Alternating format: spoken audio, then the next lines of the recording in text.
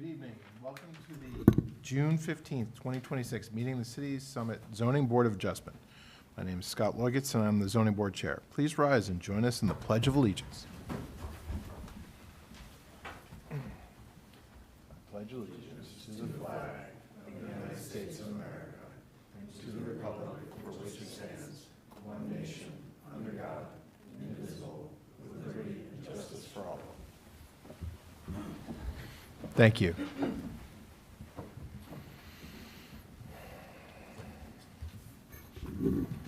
In accordance with New Jersey Statute 10:4-10, adequate notice of the special meeting has been provided to newspaper record. It's been posted here at City Hall. This meeting is a judicial proceeding. Any questions or comments must be limited to the issues that are relevant to what the board may legally consider in reaching a decision, and decorum appropriate to a judicial hearing must be maintained at all times. For the benefit of the interested public, this meeting is being live streamed on the city's YouTube page. It's also being broadcast on Summit's government channel, which is Comcast Channel 34, Verizon Channel 30. Transcript of this meeting is also being taken using audio and video, so we need all speakers to utilize one of the microphones in this room. Please note that the fire exits are to my right, your left, and at the back of the room where you entered. The city has a listening system to assist the hearing impaired. If anyone needs hearing assistance, please obtain the system at the dais and then return it thereafter. Ms. Sands, can you please call the roll? Vice Chair Zahn is excused. Mr. Yuko is excused. Mr. Millay is expected but not yet present. Mr. Mullen? Here. Mr. Nelson? Here. Mr. Curran? Here. Ms. Chifo? Here. Mr. Feskins is excused. Mr. Chanchuli? Here. Mr. Bell? Here. Chairman Loikitz? Here. You have a quorum. You may proceed. Thank you, Jessica. Andy Ball is the zoning board's attorney. Mr. Ball advises the board members on matters of law and is the key interface with the applicant's attorney. Mr. Ball does not vote on these applications. Jessica Sands is a city employee and she's our board secretary. Board secretary works with the applicants on preparing their applications, planning our agendas, keeping our meeting minutes. The board secretary also does not vote. Also present tonight are experts who are hired annually by the board to provide input. Tonight we have Marie Raffet from Colliers Engineering. Also present is Ed Snigus from Burgess Associates, and he's our board planner. These experts are seated at the table to the right of the board, the public's left. They also do not vote on these applications. Our board consists of 7 regular members and up to 4 alternates. All members can participate in the hearings tonight, but only a maximum of 7 can vote. Most applications require a simple majority to be approved. Before we enter an executive session to vote on these applications, you may be advised of how many votes are required for approval. Each case will begin with the applicant or their attorney giving an overview of the application process to date and the variances that are required. We then hear from any additional expert witnesses the applicant may have to help explain their application and why these variances are needed. The board experts, followed then by the board members, may ask questions of the applicant, their attorney, and their expert witnesses. Due to recent cases running excessively long, we strongly encourage applicants and their experts to give brief and concise testimony so we may get to as many cases as possible in a given evening.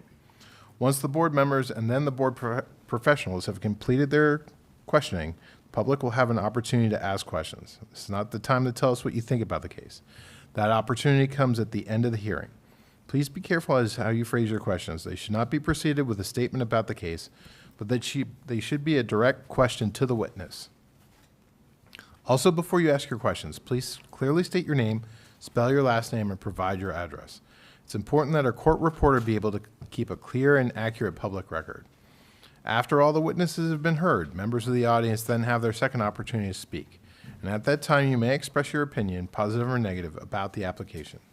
Then the public hearing is closed and we enter into executive session. This is where the board members discuss the case and then we vote. You'll be able to listen to our executive session, but you will not normally be able to participate in our discussion. Now going to ask each applicant and or their attorney, if present, to come up and give a brief synopsis of the anticipated testimony tonight, including number of witnesses and whether or not you can finish your presentation within 30 minutes. So tonight we'll begin with 21 Kent Place. They're actually requesting to carry the matter until August 3rd. Okay. Can I get a motion to carry That would be without further notice. without notice? So moved. I get a second. Second. Jessica, can you call the roll, please? Mr. Mullen? Yes. Mr. Nelson? Yes. Mr. Curran? Yes. Ms. Chifo? Yes. Mr. Chanchuli, Yes. Mr. Bell, Yes. Chairman Lickett. Yes. Great. Next up, 21, Date? Sorry. August 3rd. August 3rd, thank you. Next up, 21 West End Avenue.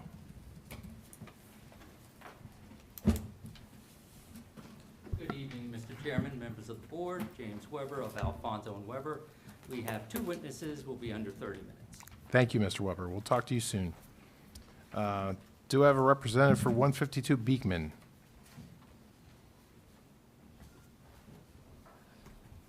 Good evening. I'm Mike DiGeronimo. I'm the applicant, and I'll be acting as my own expert tonight. Okay. We expect to be done in 30 minutes. Thank you so much. We'll be with you soon. And then 21 Dunder Drive.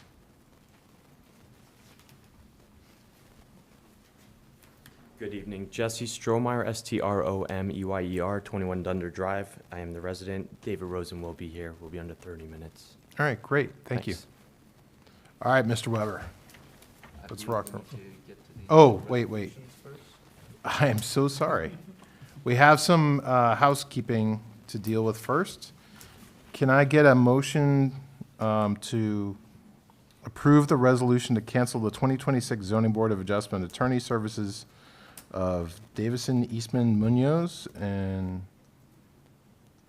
Down. Pinellas, PA? So moved. Okay, second? Second. All right, Jessica, what do you got? Mr. Mullen, Yes. Mr. Nelson, Yes. Mr. Curran, Yes. Ms. Chifo, Yes. Mr. Chanchuli, Yes. Mr. Bell, Yes. Chairman Lickett. Yes. All right. We're going to be without an attorney for about 20 seconds. Can you guys handle it? Well, I was just wondering how we reminded you about what to do. Can I get a resolution to appoint the 2026 Zoning Board of Adjustment Attorney Services of King, Monich, Collins, LLP? So moved. Second? Second. Thank you, Allison. Jessica, what do you got? Mr. Mullen, Yes. Mr. Nelson, Yes. Mr. Curran, Yes. Ms. Chifo, Yes. Mr. Chanchuli, Yes. Mr. Bell, Yes. Chairman Lickett. Yes. Thank you Mr. all. Ball, welcome back after that long absence. Sorry about that, Mr. Weber.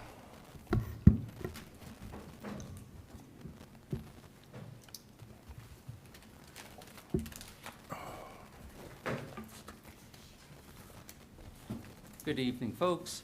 James Weber of Alfonso and Weber on behalf of the applicants, Gloria Stahl and Andrew Stahl. This is regarding a property located at 21 West End Avenue in the R10 Zone District.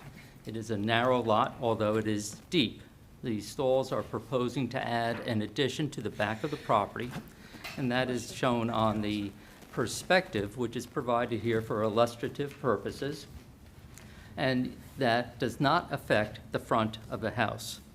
That perspective should be marked as A1, if I have the permission of the board to do that.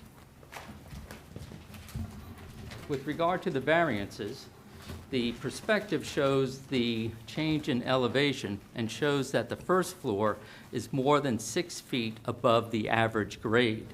Because the first floor, if you notice the number of steps going up on the side, is higher than 6 feet above grade, the basement counts as a story above grade.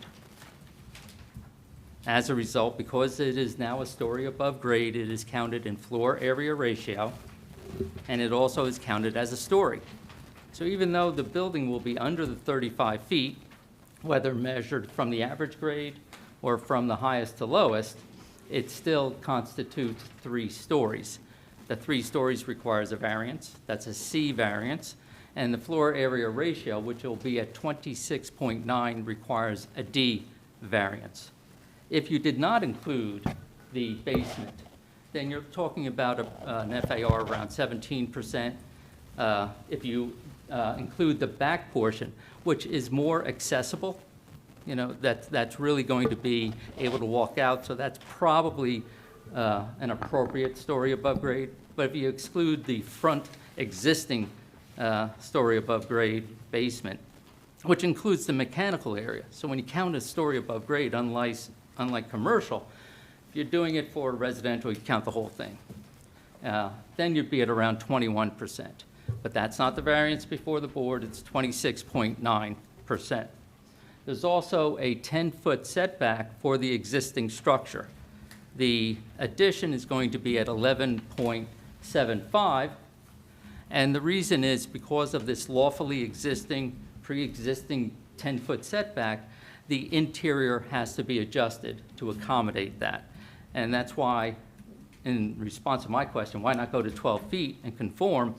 It was something that they've tried to do, but they could not achieve without really affecting the inside flow, which is already going to have a jog inside their home. So there is that setback. Then there's also a one-car garage proposed, where in the R10 you're supposed to have a two-car enclosed garage. The reason they don't want to go any further back is you're now creating more lot coverage. No lot coverage variance is required, but nonetheless, you're starting to move further back because it's a narrow lot, but it's a long lot. So that is something that they're trying to avoid.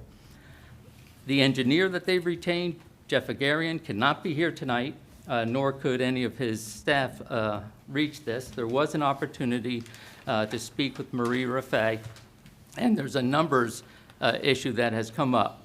Mr. Agarian says it's 390 square foot change in the lot coverage, and as a result, he's proposing a storm well system to accommodate 705. So that's more. It's a very conservative approach, and we ask that the board accept that conservative approach with regard to this application. Otherwise, there are no stormwater issues that are anticipated. Unless the board has any questions of me, I would ask to call Gloria and Andrew to the stand to give testimony in this matter. Sure. Ed, please. I just wanted to confirm the variances that you're looking for. Did you see our memo where we talk about the garage space itself, its dimensional requirements? I Is did that not. additional? Okay. Is that- You do note that the garage space is less than the 10 by 20 feet that's required, but we wanted that confirmed by the applicant. Okay, let's do that. Okay. Yeah, that'd be good.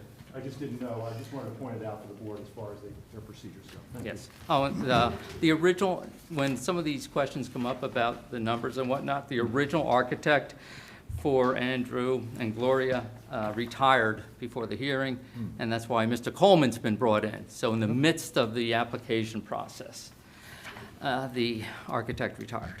So we hope that the board bears with us while we try and make sure we adjust all those numbers. There would be a condition, I'm sorry to continue, the schedule independent of the variances, but the front yard and other setback requirements, the schedule has to be corrected. There's a number of typos in Mr. Coleman's schedule.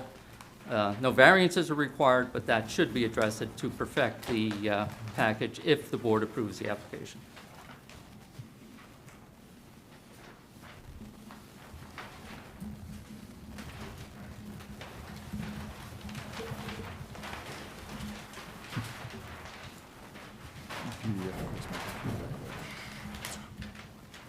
Blanked out. All right, if each of you could raise your right hand. Do you swear from the testimony you're about to give in this matter is the truth, the whole truth, and nothing but the truth? I do. I do. And one at a time, please state your name, spell your last name. My name is Gloria Stahl, S-T-A-H-L. Andrew Stahl, S-T-A-H-L. Thank you. Welcome. How long do you folks lived at 21 West End Avenue? Oh, I think it's been 13 years at this point. And I must admit, and would you confirm, it's a very charming street. I've never been on it before. It is. It's a very nice, quiet street, lots of families. We really love the area. And you brought this application before the board to improve the property at 21 West End Avenue? We have, yes. And what's the purpose of that? The purpose is to give us more space for our family. It was initially just me in the house, then it was me and my husband, and now we have 2 children. Our oldest is 6. And while we love the house, it is getting a little bit cramped. We spend most of our time, the 4 of us, just kind of in the living room for lack of space. So we're looking to do an addition, to give our children a family room, a bigger basement to play in, to give ourselves a Remote workspace. yes, a remote workspace, a primary bedroom, bathroom in it, and to extend the kitchen. Yeah, and an in-law suite situation in the basement in case we have family living with us in the future. And you also have a rear entry garage. We do, yes. So maneuvering into that garage is always a challenge. And now you'll have a side entry garage, correct? Exactly. For all It'll intents and purposes, the current garage is not practically usable. No. So we hope to get use out of the side-facing garage in the future. And there's an existing shed that's right near the side lot line. You're going to remove that? Correct. Correct. That'll actually improve the side yard setback for our neighbor. And have you had a chance to review the comments of the board staff, including the planner and the engineer and the other staff? We have. Yes, Do you find them acceptable, subject to the comments of your experts? We do. we do. I have nothing further, Mr. Chairman. Thank you, Mr. Weber. Oh, Oh. neighbors? Did you speak to your neighbors? Yes, we did speak to our neighbors, and there was no concerns. They wished us luck. Great. Excellent. Board experts, any questions for these witnesses? No, not for the witnesses. All right, great. Thank you. Board, what questions do you have for these witnesses? None? Go ahead, Don. Is the driveway, I mean, is the garage not usable because of access or because of storage? Because it's, It's probably actually, really our both. garage is actually fairly empty, surprisingly. We have to drive underneath our deck in order to get in, and it actually requires some maneuvering and backing up and so forth to actually get the car into their garage without taking out our. I was just deck. wondering if there's like 30 bicycles. All right. Thank you, Don. All right. Any questions from the public for these witnesses? Seeing none? Okay. All right, Mr. Weber. I have Mr. Coleman, and I would ask that he be called to the Perfect. stand to give testimony in this matter.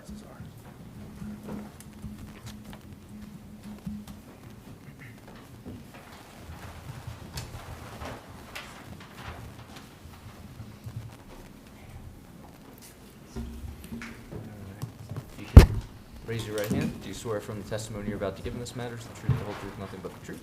I do. And please state your name, spell your last name. Robert Coleman, Coleman. Thank you, and can you briefly describe your background and experience for the board? I'm a licensed architect in the state of New Jersey. I've been before this board before. It's been a while, but I think it was for a couple of houses down by the bottom of the hill near the hospital.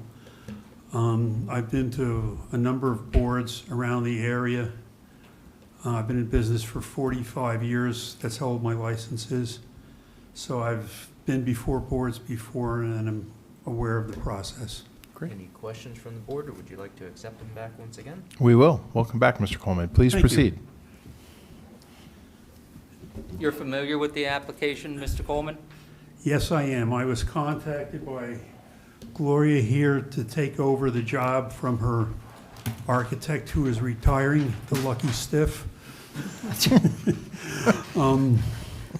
She sent me the plans in the PDF and the CAD format, and I began working on them and adapting them to my title blocks and the way my printer prints. And then we decided I believe it was the zoning officer in town called up and said, you need an extra variance, the FAR variance, which wasn't on the original plans. And I checked her numbers and she was right. She had 26.6 or 0.7. And in the end, I came up with 26.9, and so here we are. Mr. Coleman, I've made representations to the board with regard to the story above grade and how the story above grade affects the floor area ratio and the number of stories. Yes. Can you confirm what I'm saying? Yes, that's true. It adds, in the existing floor plan as it exists now, well, it did exist up there. The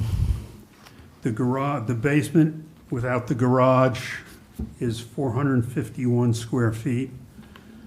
The existing FAR is .163, which includes the second floor that has a little 1 foot overhang in the front, the first floor, and then the basement area, which we account because of the grade now, it's a story above grade. When we put the addition on, the existing garage, which we had credit for, we have to put it back into the house because now it's going to be part of the the full basement is, I think it's being turned into a workshop and a family room. The new garage gets taken out for the credit you have for a one-car garage. And we end up with a new first floor of 1153.5, a second floor of 965.3. It's smaller because the addition on the second floor is only a master bath. It doesn't cover the full new first floor area, it's only a master bath. And then the basement becomes 1,080 square feet because we've put the original garage back in, plus the original basement, plus the new basement, less the garage, and we end up with an FAR of 0.2695 on an area of 3,191.1 square feet.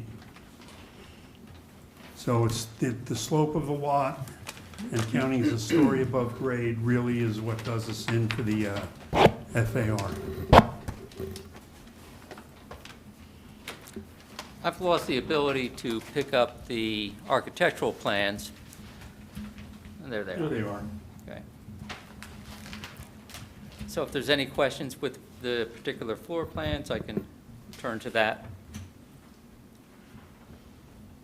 All right, well, since you've got the first floor up, Well, let's see if there's any questions from the board, Mr. Coleman. Check with our board experts first.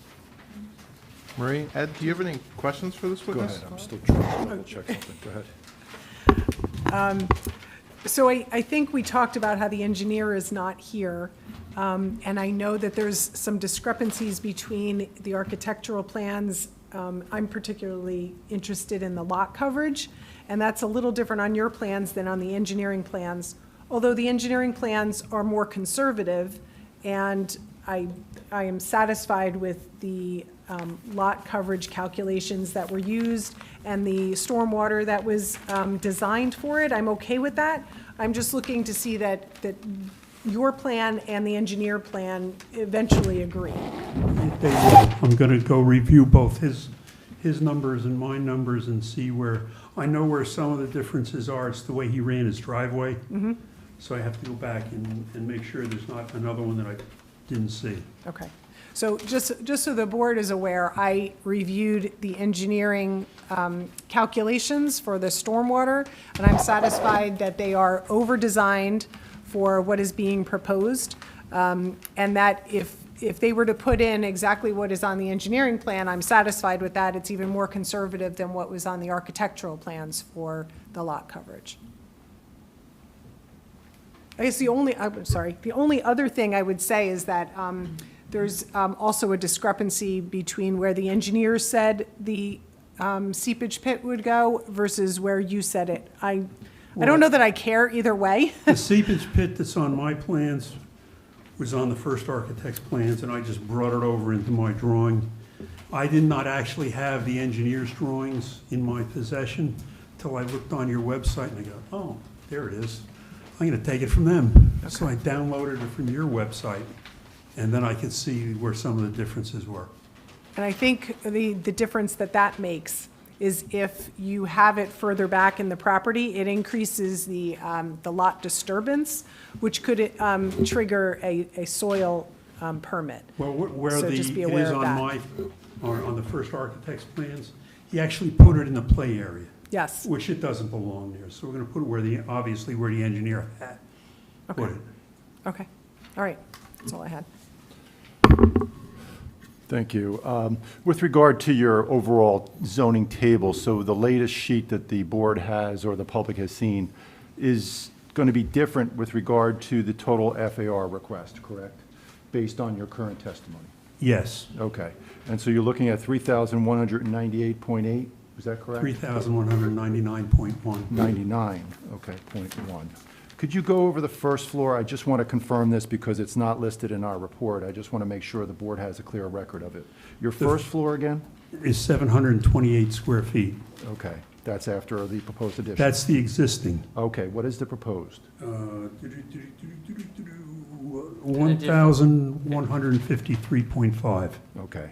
And then the second? Existing is 756, which takes into account that 12-inch overhang that's on the front of the building. Okay.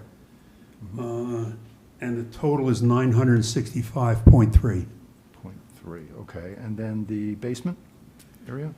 The existing basement was 451 square feet. When they convert the garage, we're adding 277 square feet back into it. And then the basement, the new basement addition is 352.3 square feet, which does not include the new garage. Okay, and that addition adds up to? a basement- 1,080 square feet, .3. Okay, 0.3, okay. And so therefore, I would concur that that's a 0.2695, I think it is, FAR. Okay, whereas 25% is required. Thank you. The garage space that's proposed, is that undersized based upon the requirements of a 10 by 20 garage area? The new one? Yes, Well, I just looked at his plans for his dimension numbers, and I'm going to say, no, it's not. it's not. It's 12 feet wide and I think 22 feet long, Okay, from what I can see. 22 you said? 22, yeah, when I make the plans up for construction, I'm going to make his numbers a little larger, because even, I can't see him even almost with a magnifying glass. Okay, so we're showing 22 feet. And 12 feet. Yeah, it's. I don't know why Right. it's like that. You're not going to make it complying, correct? You're going to make the text bigger? Yes. Okay, essentially, thank you. Just wanted to confirm that for the record. But yet, the 9 feet, in your professional opinion, that can still operate as a appropriate garage that's usable compared to Yes. 10? And why do you feel that way? Well, it's 12 feet wide.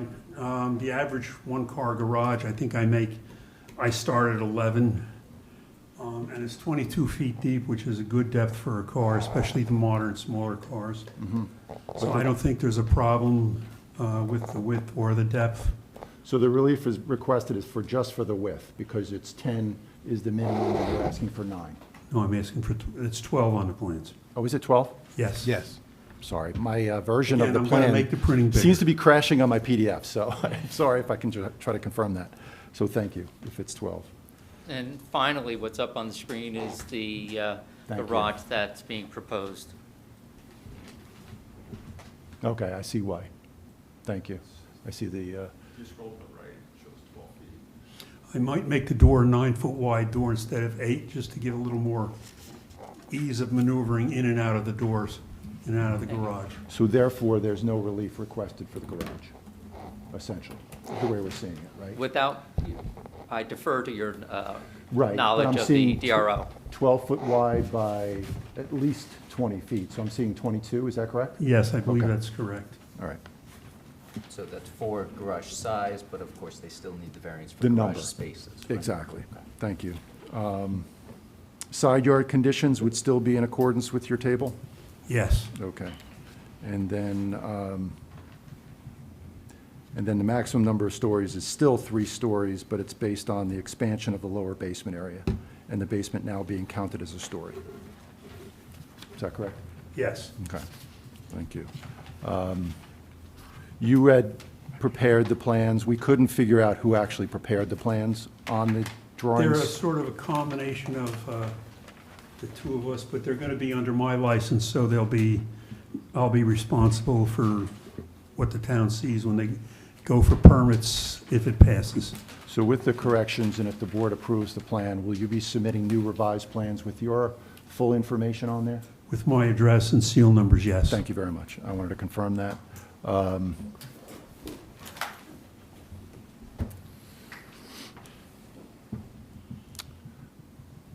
think the rest of it's been addressed, other than the AC units will be in the side yard? The new AC units? No, they're going to be on the side of the house next to the driveway.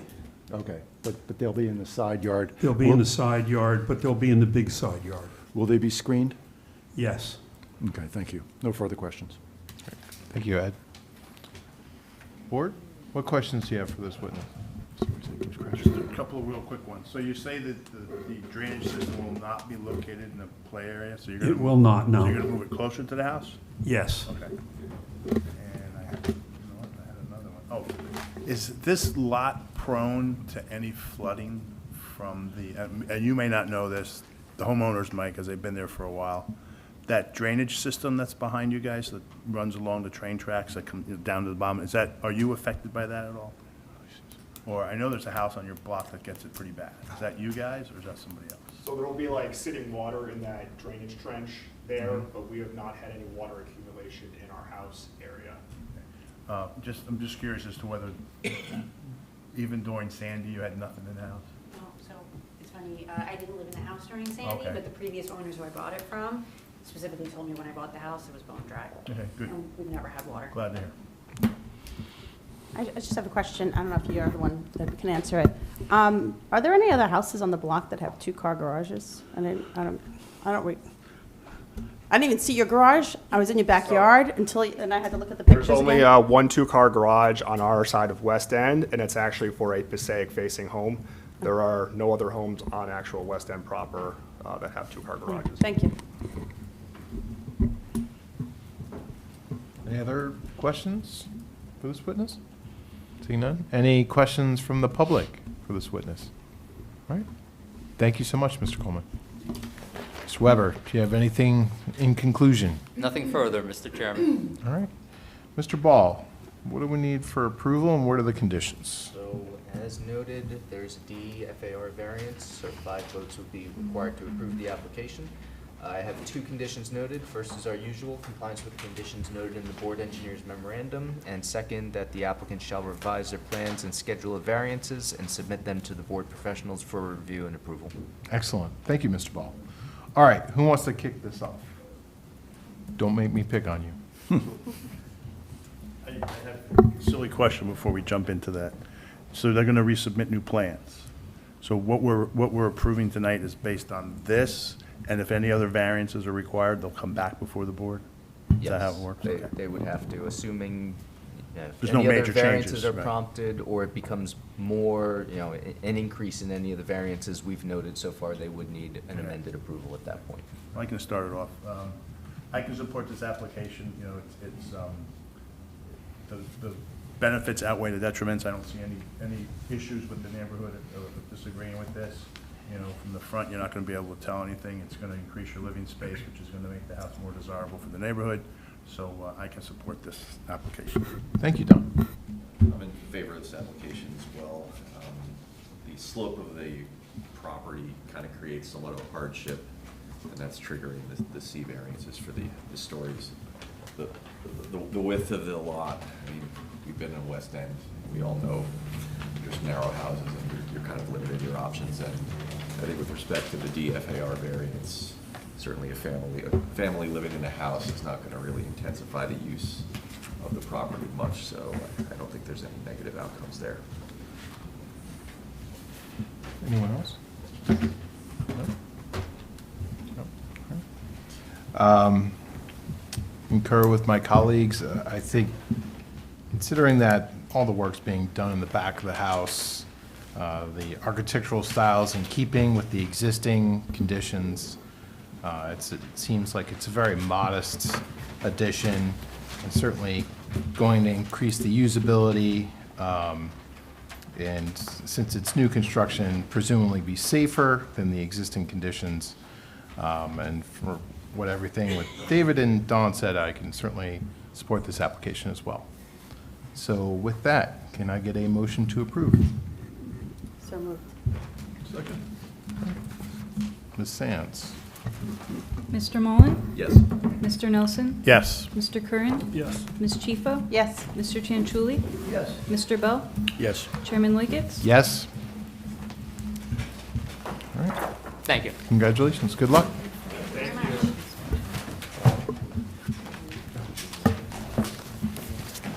Sure. Let me ask, Jim, do you have a minute?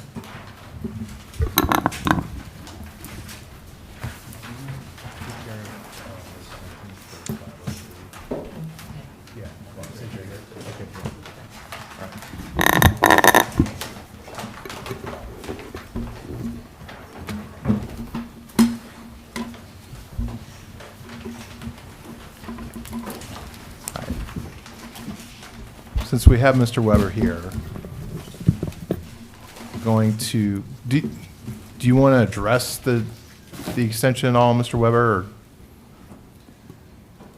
touch on it briefly? Thank you so much. This is on 503 Springfield Avenue, the Bedrosian rug application. Can you just speak into the microphone?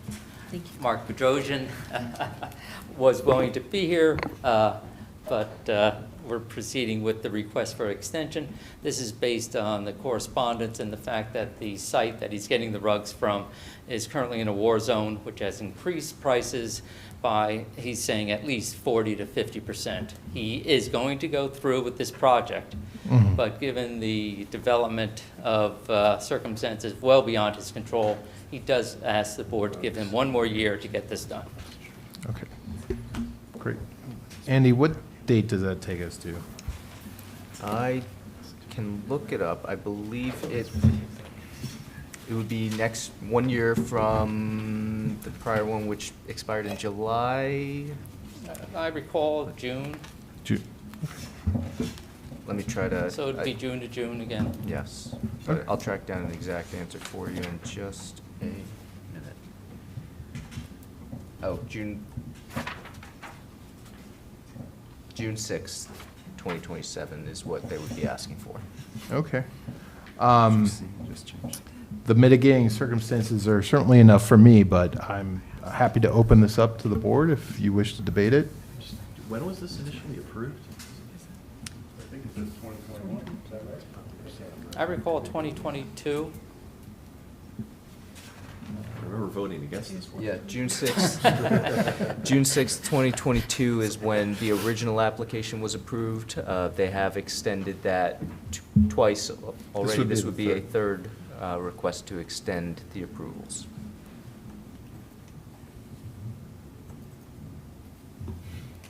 So that by next year, they have to have They have to. submitted the plans? Submitted the plans, apply for a building permit, and yes. Okay. but then They're plans in have to be done. compliance, they just have to move with the construction permit at this point.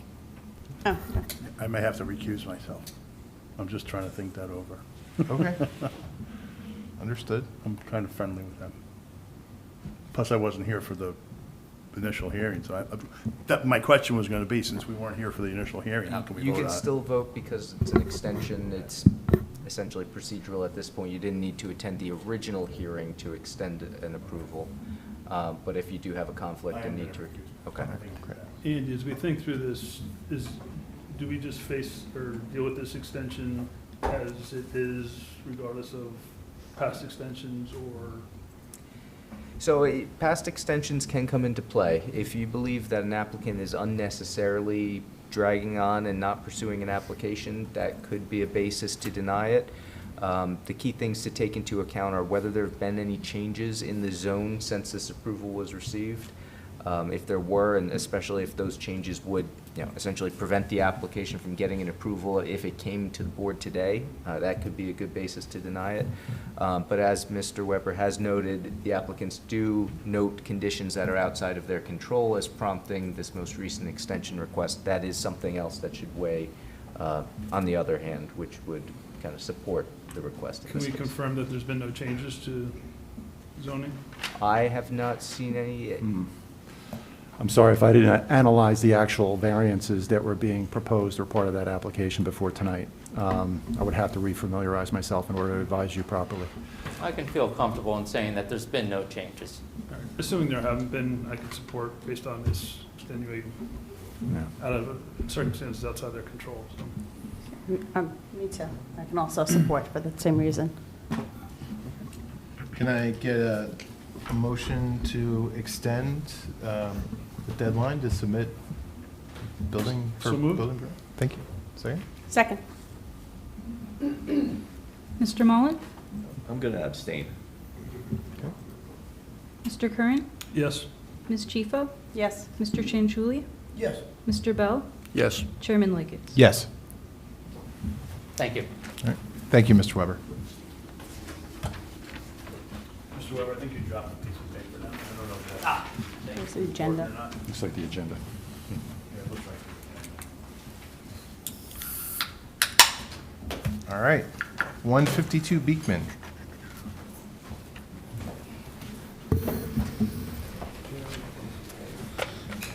gonna try to hook this up from here, but it's not working, so do you, anybody know, I can move it to the desk if that's easier. Yeah, that's fine, sure.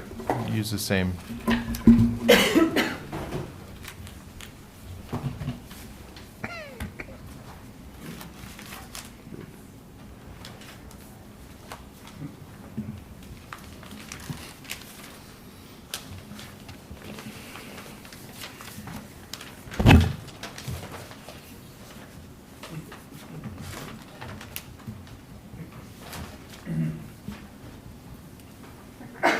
Bless you. All right. If you could each raise your right hand, if you're both testifying. Do you swear from the testimony you're about to give in this matters the truth, the whole truth, nothing but the truth? I do. And one at a time, please state your name, spell your last name. Sure, Mike DiGeronimo, it's D-I-G-E-R-O-N-I-M-O. Tara DiGeronimo, D-I-G-E-R-O-N-I-M-O. Thank you. And since Mr. DiGeronimo, you're appearing as our expert in this case, I'll just note for the record, you've appeared before us a number of times, including relatively recently. Have there been any changes to your credentials since the last time you were here? No. I imagine the board would like to accept you back once again. Absolutely. No. Welcome back. All right, thank you very much.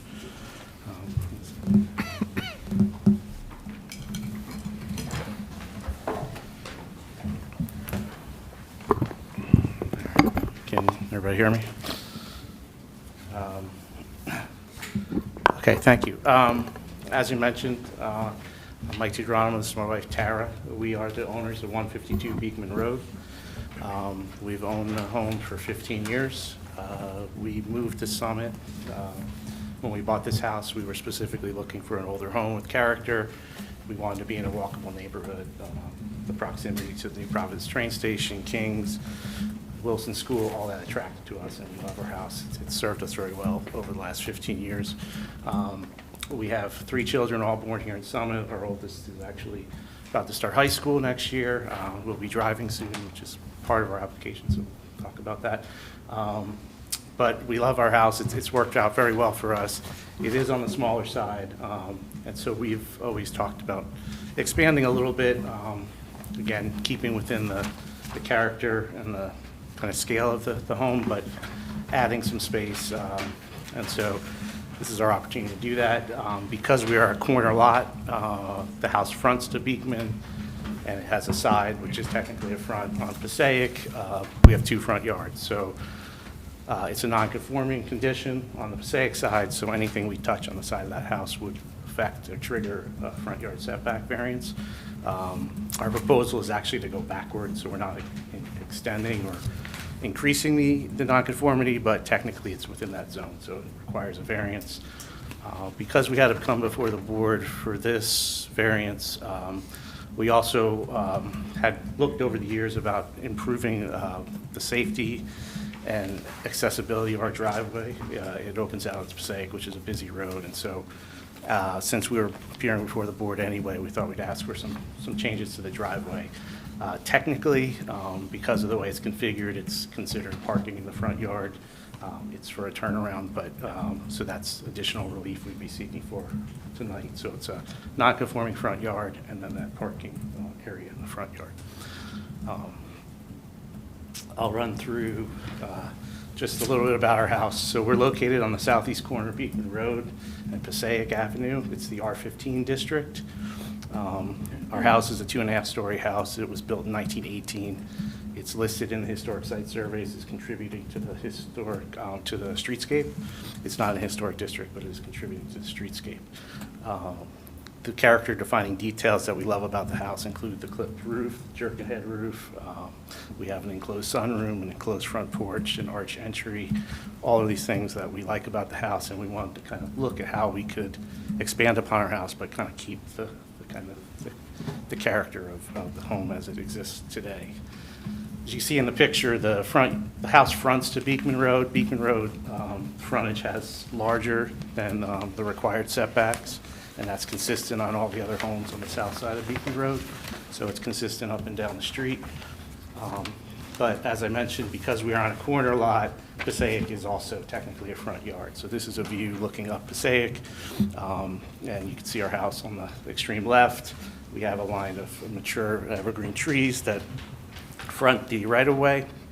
And just behind the big tree in front is the front corner of the house. That's the closest point to the right-of-way, or to the front property line on Passaic, which is about 20, little less than 23 and a half feet. That's the closest the house comes. It actually angles back away from the property line. So the further back you get, the farther away from Passaic you get. The sidewalk itself is about a few feet lower than the yard on the other side of the tree line in the house. So there is a grade difference as well as you're going up and down Passaic. We have a relatively small backyard. Because of the deep front yard setback and the hill on the back, which I'll talk to you about in a minute, we have kind of a small space in the backyard, but we're able to have a nice patio area and a small lawn area, and we're looking to kind of enhance and improve that as part of our design proposals. The back of the house has a large hill, most of which is steep slope. You can see from the picture on the left that we do have one car, single car garage, and it sits right at the base of the hill, so it can't really get much larger without impacting the hill. The driveway comes off of Passaic, and it's a single car width driveway. The picture that you see on the left was taken from the winter, obviously, and it's fairly tight in that zone because you have the privacy fence that we have for our yard, and then the hill starts. There's not much space, so between the garbage cans that we have to keep there, if we get a big snowfall like we had this past winter, there's really no place to put the snow. So part of what we're looking at is to make a modest width expansion of the driveway, just to give us a little more breathing room in this zone. The picture on the right is from the top of the hill, so you can see that there's a substantial change in elevation. It is pretty much all steep slope. So effectively, between the driveway and its location and the hill itself, the back third of our lot really is not accessible or usable to us. And so it's more in a natural state, but we have a mix of different landscape tree types there, and propose to continue to do that. The egress to our driveway out to Passaic is shown in these images. There's very limited visibility. It's a combination of the fact of the hill that we just talked about, the mature trees that run up and down Passaic, and then there's actually a vertical curve in Passaic that the location of the intersection near Kings is actually elevation-wise lower than our point. So as cars have to come up the hill before you're actually seeing them. And so getting it out of the driveway can be a challenge. At peak travel times, the morning rush hour, not so much the evening, but what I would call the school rush hour, the 2:30 to 3:30 time, traffic will back up from that light all the way past our driveway and sometimes even past Beacon Road. So it's a challenge getting in and out. It kind of relies on us having somebody see us and we're willing to let us out. That's a little hard when you're trying to back out to try to make that move. The condition is a little more challenging as well because it's because of the proximity to the New Providence train station, Kings, the businesses on Springfield, and then a substantial number of homes, apartments, condos in the area. It actually is a very heavily trafficked pedestrian sidewalk. A lot of people use it to get to the train station, to shop. A lot of people just in the neighborhood using it. And so it is a challenging place to get out of. We've managed it for 15 years. I would say that we've had some close calls over the years, but thankfully no issues, but it is a concern. And as our kids get to driving age, it's something that we're considering. So again, our focus on this was really the addition, but since we were here, we wanted to kind of look at some of these issues as well. The site plan that's up on the screen is what we submitted in your packets, and we're showing a small addition in the back. The addition and porch were designed to complement the scale and character of the house, and I'll show you how that impacts with the setbacks. So in this diagram, the trapezoidal shape is the lot line, the black line, and then when you overlay the setbacks, which are effectively two fronts and two sides, you get the red triangular shape. And so when you see what the existing house looks like, a significant portion of the plan right side of the house is in the Passaic front yard. And so that's an existing nonconformity. And as you can see, as you move back on the property, the nonconformity lessens. So the most tightest point is actually in the front corner of the house. And that's, again, as I mentioned before, 23.5-foot plus or minus setback where 35 is required. We are looking, you can see there's a small bump out in the back. That's a one-story portion that exists on the house now. We're going to reconstruct in that area and make it a little bit bigger with another one-story realm. So we're trying to fill in the gaps a little bit. But again, we're not looking to extend any closer to Passaic, but it's part of where we're looking. So that area that actually is technically over the line amounts to about 37.5 square feet. It's not much. The new floor area that we're adding is only 92 square feet, and the new building coverage area that we're adding is only 165 square feet. So it's very modest. It's a one-story addition. It just gives us a little bit extra space in the back for an extension to our kitchen, and then adding a small rear porch in the back.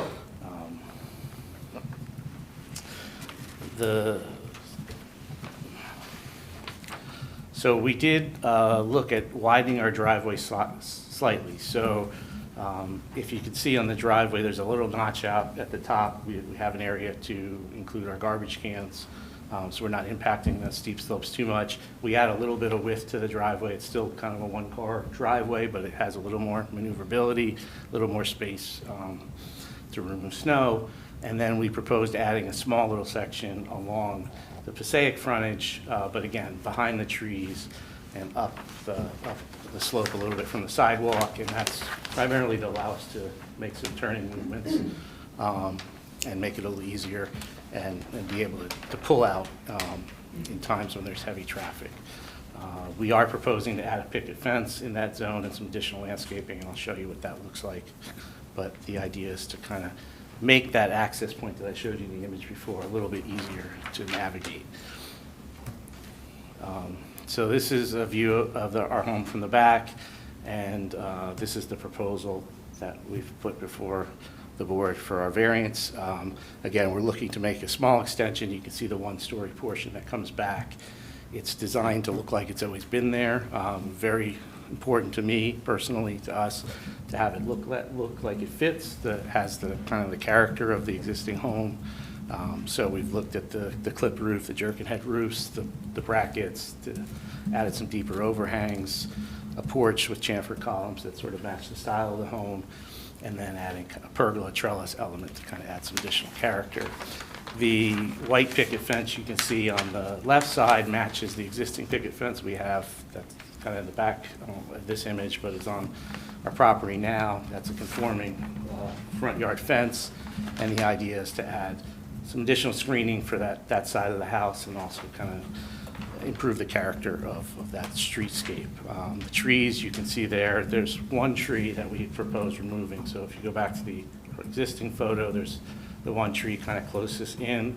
That is one tree that we're going to remove. And we'll talk through some of the replacements, but we are going to do some replacements. But the majority of that evergreen screening is going to remain, and we're looking to actually supplement that with some additional landscaping.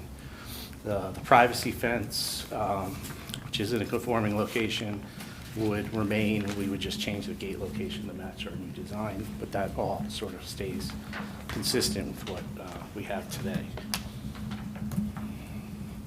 Architecturally, as I mentioned, we're looking to kind of pick up the details of the home and really make it look like seamless, like it is always been there and part of the look and feel from the beginning. And then on the Passaic side, again, it's just a one-story addition that we're proposing, trying to keep the facade and the sort of the streetscape very similar. We have an existing basement door we're going to replace and just add a small little roof over. But the details are all designed to look like it's been part of the house and match the historic character. So I have reviewed the various review memos. I've tried to cover most of that, but I'm happy to answer any of those questions. One of the things that came up in, I believe, the environmental, and John Linson had mentioned in his memo, was the replacement trees. So we are removing one tree as part of this application that would qualify for a replacement. We had removed some trees a few years ago that were dead and dying, and at the time, we didn't think they needed to be replaced, but we did get some notifications that they did. John Linson, when I talked to him, seemed to indicate that we may not. But in any case, we've added a total of 6 replacement trees to cover that, if that's the case. And I talked to John about some different opportunities and different ideas in terms of the screening. And so if the board is able to approve us tonight, we would be more than happy to look at a condition where we'd have an approval from Mr. Linson in terms of the landscape. Just to cover, to wrap up, and then I'm happy to answer any questions. As I mentioned, the house does not go any closer to Passaic. We are moving straight back in terms of the new floor area. The proposed driveway design allows us for safer access to Passaic. The proposed fencing and landscaping have been designed to infill with the existing landscape on the property. We've minimized the amount of impact to the steep slope. We had to do a little bit as it related to that widening of the driveway, but we've minimized that to the extent practical. It doesn't require a variance from in terms of the square footage that's impacted. I believe that the benefits of this outweigh any of the detriments. The proposed improvements contribute positively to the neighborhood and the streetscape.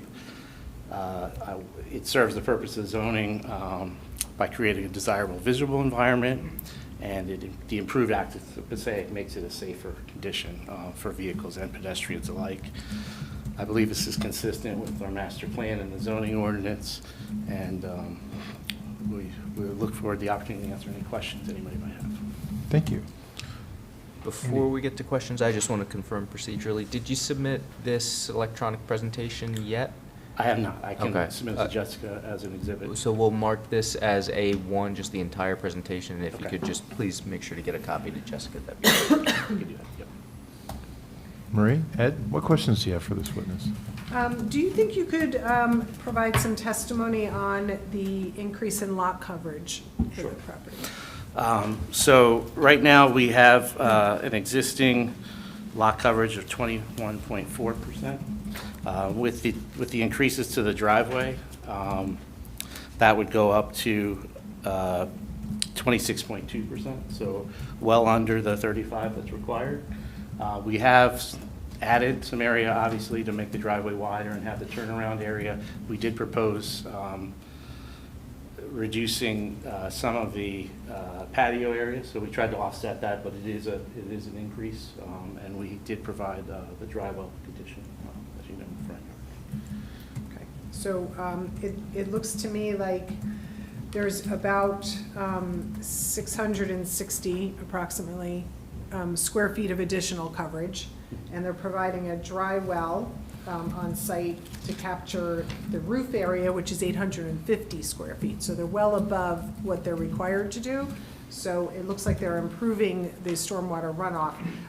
Could you talk about any runoff from the driveway maybe? Do you see any problems with runoff into the road at all?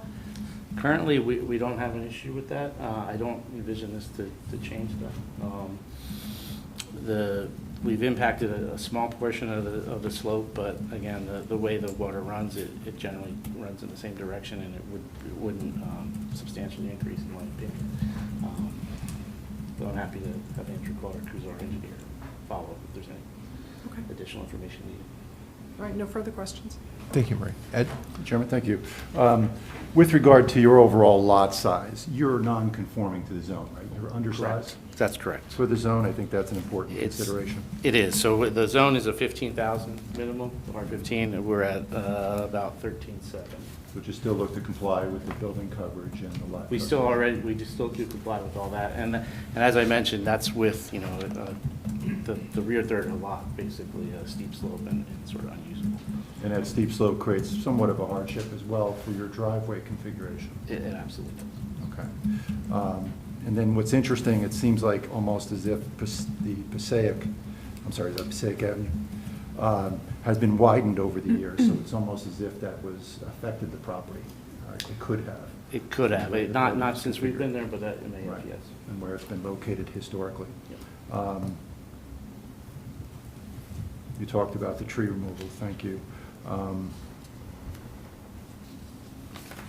going to be adding the new retaining wall, but that doesn't exceed the amount of steep slope disturbance? No, it's, I believe, it's 550 square Okay. feet of disturbance. We're allowed up to 1,000, I Right, believe, so. that's correct. And then also the picket fence is being proposed in the compliant location, 4 foot high, but it's also going to act to help screen the parking area? Correct. Would there be enough sight distance, though? Are you compromising your sight distance at all in backing out? It's still set back from the sidewalk in the front right-of-way line. So it's held a little bit tighter to where we're parking. As I mentioned, there's a little bit of a slope down to the street, so there is a zone in there where it wouldn't impact.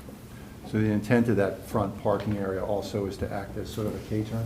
It's primarily to act as a turnaround. Yes. Okay, to do a K-turn, to come out front facing? Correct, yes. Because of the sight distance and the stacking? Because of the sight distance, because we rely on people letting us out, it's hard to make eye contact or have people come out. So we felt like it was a safer condition of backing out, which we've had some close calls. I've also learned something about a clipped roof. Cliff roof, yes. Jerking head, yes. I was wondering what that phrase was. Thank you. Thanks, Ed. Board, what questions do you have for this witness? The retaining wall, I'm gonna assume there's some sort of drain behind it. Does that just drain the daylight? I'm not sure. It's only it's not a fully engineered. It's 30 inches max. So it's not the 4 foot threshold that requires the full engineer. We don't have a design for it right now, but if that's something consider, that's fine. Just out of curiosity, I noticed there's a window above the sliders where you exit the kitchen. Is there a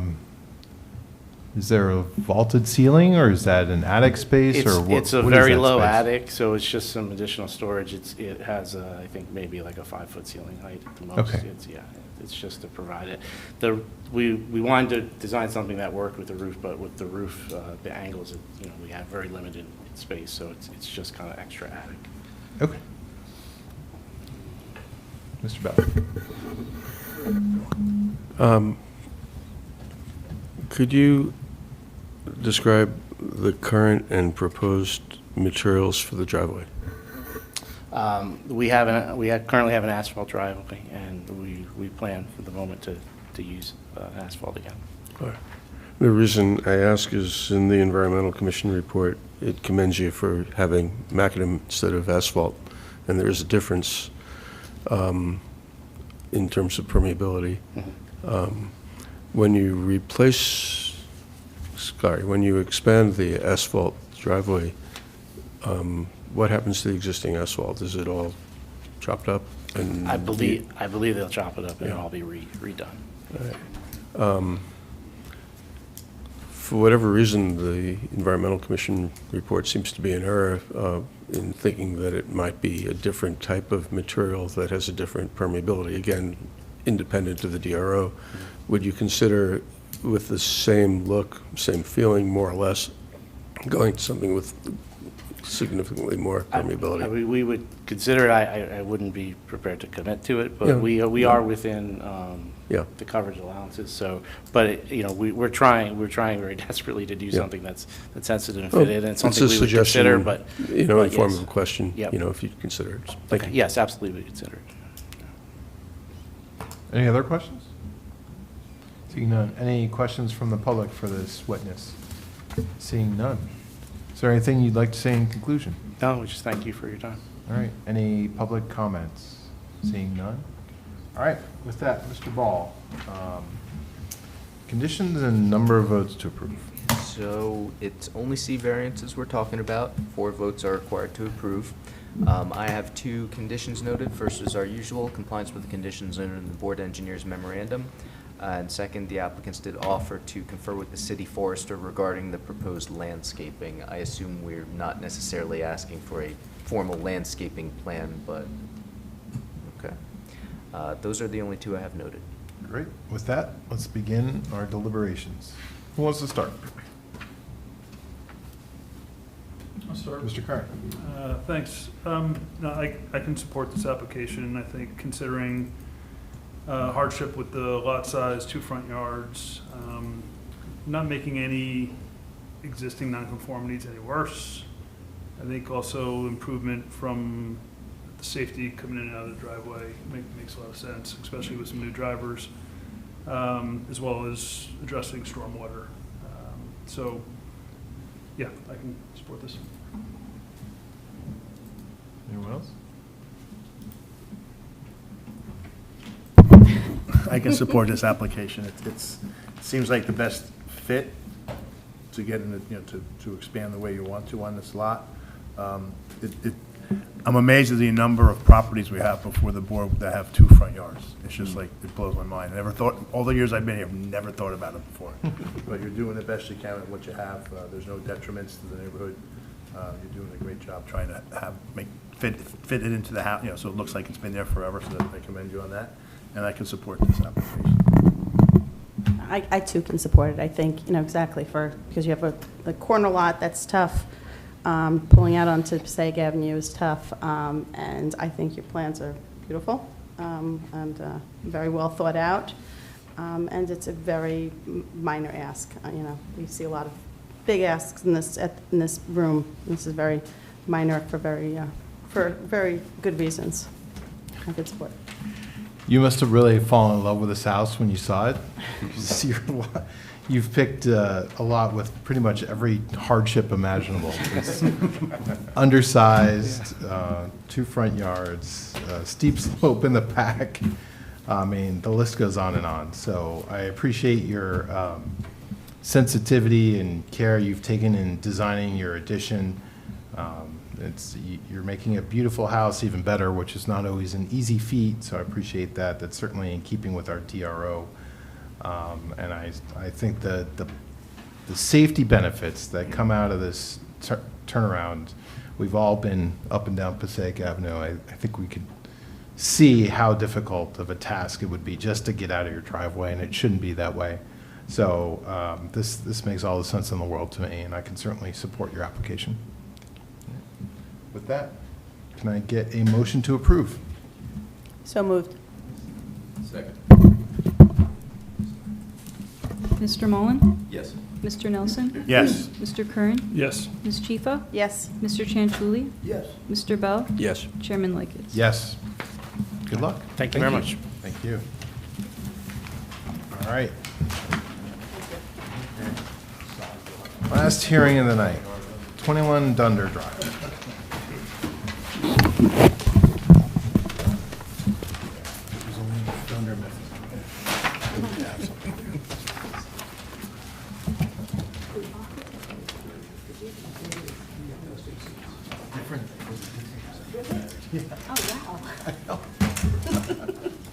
Everyone's getting out while they're still can. What's the chances? And this is only in I know, summer. right?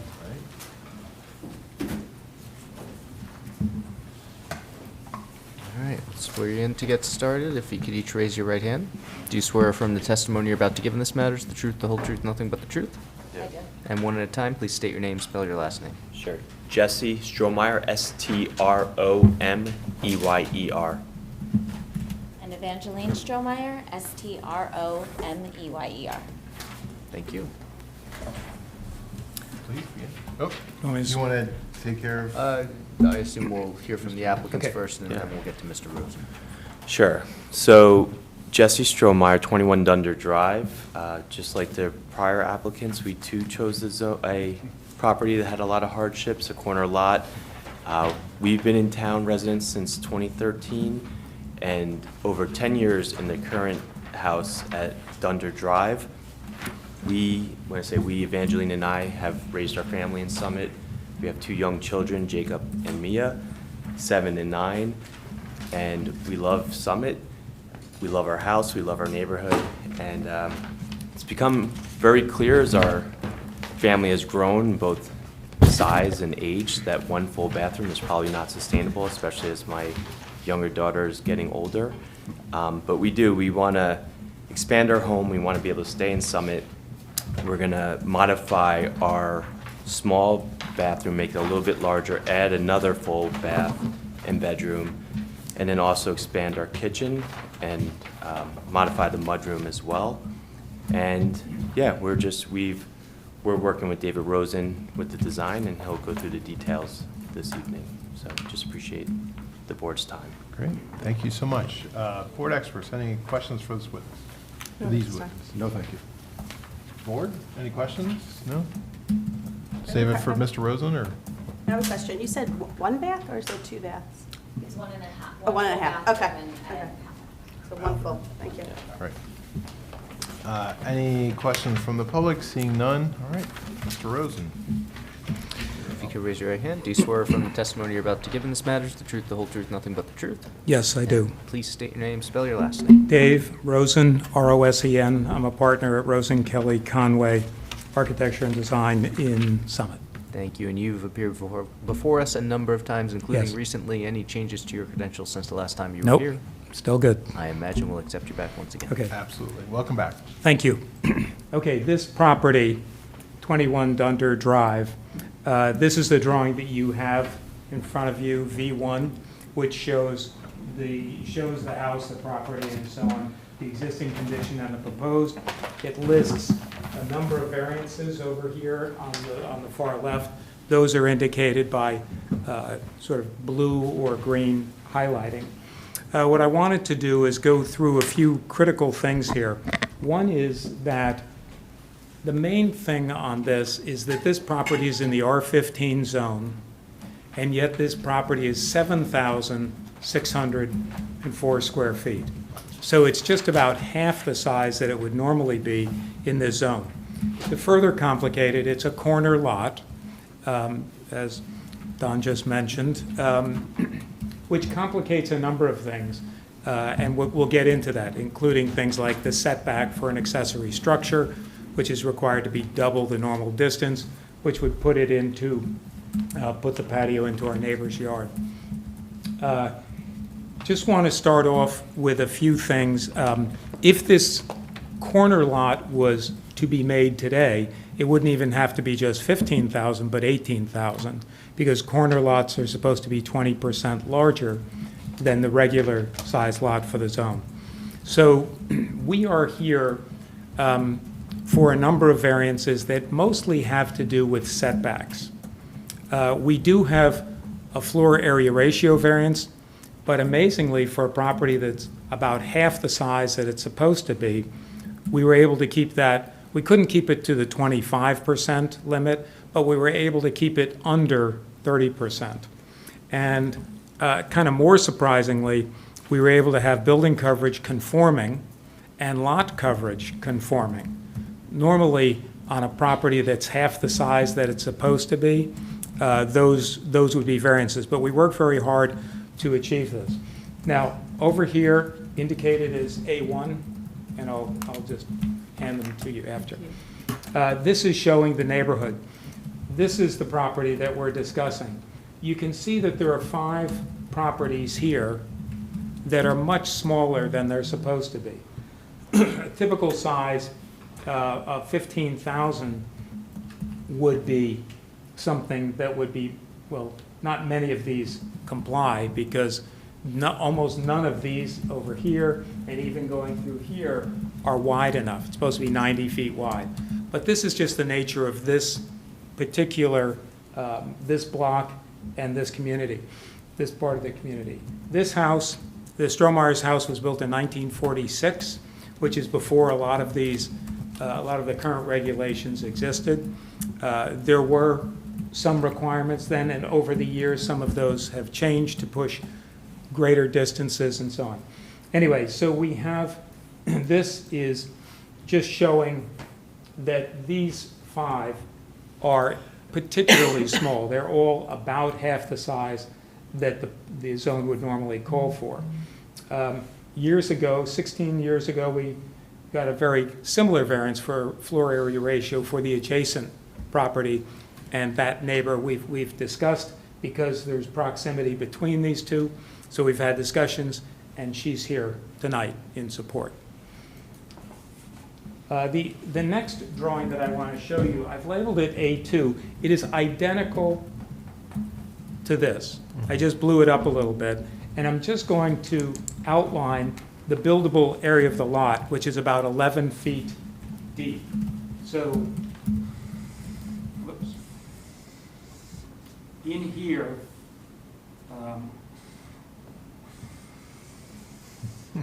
that's the buildable area of the lot. So the existing house, as you can see, extends towards West End, it extends towards Dunder, it extends toward the side. The only thing it doesn't do is it doesn't go toward the adjacent neighbor on Dunder Drive. And we added a small addition to that side, but it's completely okay in terms of the distance to the neighbor. But even that didn't work because this part is farther forward and this piece is farther back. So, so what we have is a very unusual situation. And what we're doing is a relatively modest addition. We are not adding a family room. We're not adding an office. We're not adding a two-car garage.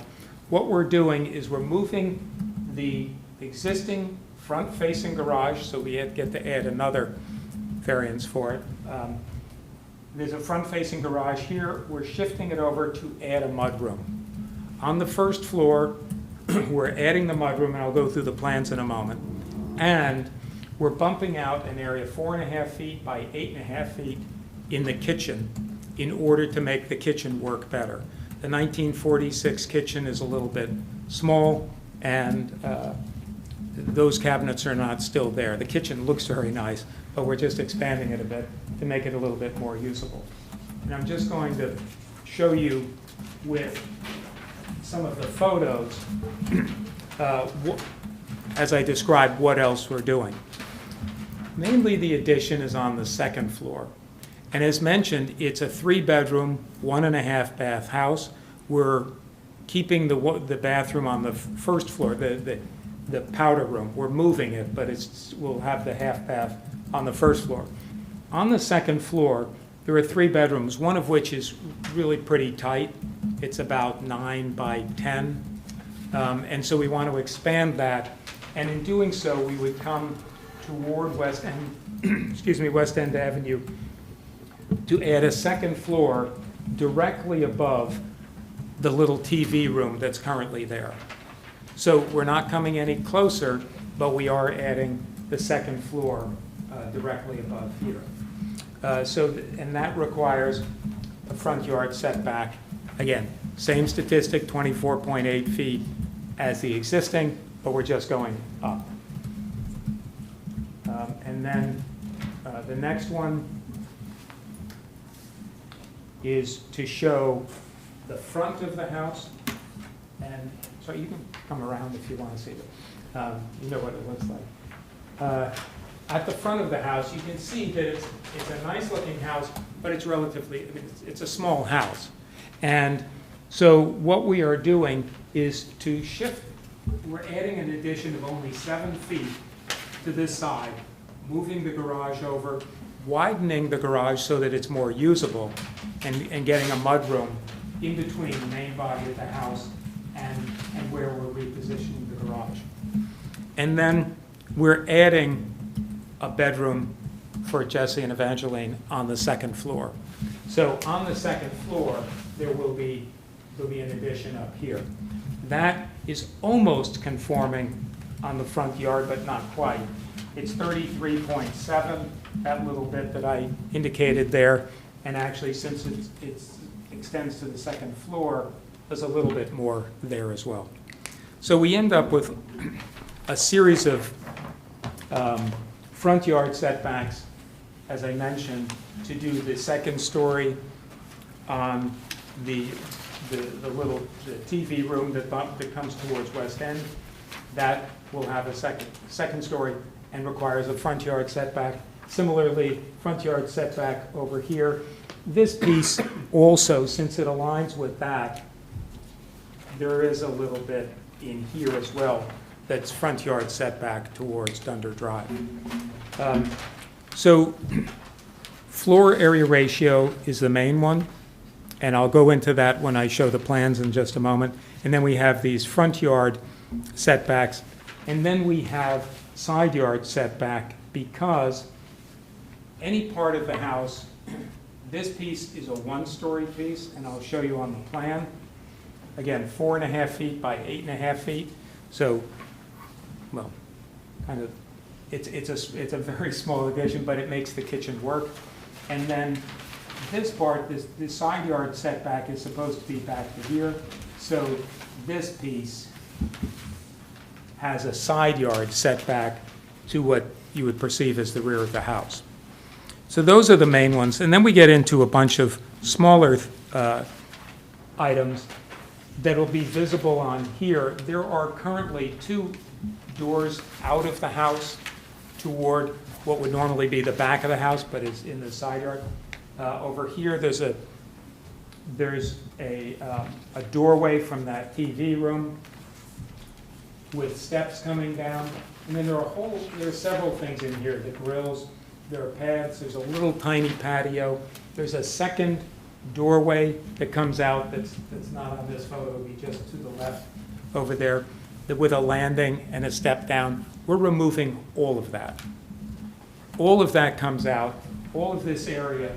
The property line is roughly sort of where this black matting is. These trees, I believe, are on your property, are on the neighbor's property. And this area right now has a lot of paving stones and various other things. We're taking all of it out and we'll just plant in here. John Linson had said that well, I'll paraphrase, but these trees go up 35 or 40 feet, and they provide excellent screening up above, but over the years, the lower branches have become just branches without any real screening. So, and you can see that the sun does get in here. You can see that it's getting onto the ground here. And so the idea is to plant at the first story level that whole area so that we maintain the privacy between the 2 properties. We met out there with David and David Naidu and Andrea Stein, and so we met out there and we looked at this area, and we have a general agreement. We have not selected the plants, but we're glad to do whatever's needed in there to satisfy the Strohmeyers, the next door neighbors, and John Linson. So there are a variety of things that are removed back there. However, we're putting 2 items in. One is an air conditioner, which had been generally in the same area, but we moved it over because of the kitchen. That slight kitchen expansion meant that we needed to move it, and a generator. The issue with those is that they're not within the area that's allowed. In the notes, so you're going right to it, the Burgess Associates mentions that one of them, the air conditioner, is acceptable, and we'll go with that interpretation. That's fine. There are restrictions about where various things can be. A generator has to be at least 5 feet from the house. We have it as 5 feet from the house, but it's into the side yard more than what's permitted. And so on the original V1, where it lists these things, all of these ones down at the bottom here are those items, those setbacks for various things.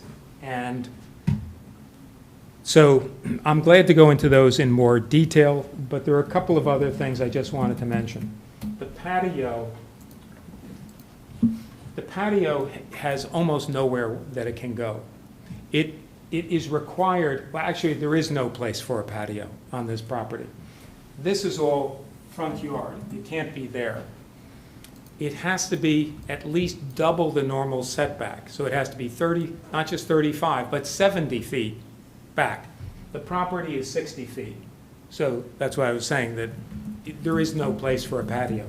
There's an existing patio on this side that's tucked behind the fence that's shown here on A4. And so there's a patio back behind here. That's essentially what we're doing. We're shifting it over. It requires setbacks from the front as mentioned in the Burgess report, and to the side. The only place that it's really conforming is toward the next neighbor on Dunder, where it's required to be 15, and we're just about 18 feet. So this is sort of like a zoning final exam question as a designer, where there are so many things that are non-compliant. There's also a little play structure over here that we're removing that's non-compliant. So there's 5 or 6 things in the back that we're getting rid of. Now, let me just, I just want to go through sort of quickly what the plans are. In looking at the first floor, come in, living room, dining room, kitchen. Powder room is directly off the kitchen, which is just not usually quite as nice. And there's a TV room over here. The garage, we indicate is 13 by 19, but at some point somebody bumped the powder room in. So getting a car in there may be possible, but you probably have to climb out a window to get out of the car. So what we are proposing, as I mentioned, shift the garage over. We're putting a mudroom in here, and we're adding a little bit on the back in this corner, just from here to here. And we're removing the wall between the dining room and the kitchen, so the whole thing feels more open. It's a much nicer experience. The garage is a legit garage. It can fit a car. In the R15 zone, we're required to have a 2-car garage. We're not pushing it for that. I mean, if we were going to take more space, we'd probably put people in it, not a car and bicycles. But the addition here, as I mentioned, 8.5 feet, 4 by 4.5 feet. That's it on the first floor. This piece, and as I said, we've pushed out. The addition goes a total of 7 feet to that side, and the patio off to the side here. On the second floor, 3 bedrooms, 1, 2, and then a tiny one back here, which is 8 feet 8 inches by 10 feet 4 inches. And there's 1 bathroom, which is quite snug. And the proposal is to add, as I mentioned, a piece over here, so that can be a bedroom, and to add above the new garage, expand the garage, to get bedroom, bathroom, closet. That's basically it. We've reconfigured some of the closets to get a little bit better storage. We shrunk the current primary bedroom in order to make it a kid's bedroom. The 2 children have the bedrooms in the front, nice size. The other one can serve as a guest room and double as an office, whatever's needed there. So that's mainly what we're doing. On the outside, on V8, you can see the house as it is, and this is the same piece we added above here. We've extended the garage out and added the bedroom above. We changed the roof line because the roof poses yet another problem. With that really low hip roof, it's difficult to even get up there, to store anything in there, or to have an air conditioning, ductwork, or anything. So we made it just a gable roof so that it was a little bit more usable. And then from West End, we added the second floor above here, and then farther back is that portion of the primary suite that's at the other end of the house that's back over here. That's the 2-story. I'm going to pause here and just see if there are any questions. I'm glad to go through any of the variances, but I think that as we look at them, the numbers themselves are not as critical to me, it seems, as just what the situation is and why we've designed it this way. Okay. Board experts, what questions do you have for this witness? Well, Well, I have some questions about some of the lot coverage and building coverage numbers. Yes. Is that something you're going to go into more, or? I wasn't planning to, but both Right. are conforming. The building coverage, we just snuck under, I mean, we looked at the target, what is the limit, and we just backed off by a couple of square feet from that. Okay, so you're aware that if you end up going over that during construction, something goes out a few inches, Oh, and it that's goes trouble. over it, then that's another variance, right? Yes, that would be, that's not going to happen. Okay. So the board may want to consider asking for an as-built, that's completely up to you. It's fine. The lot coverage, could you talk about how you're mitigating the additional impervious coverage on the site?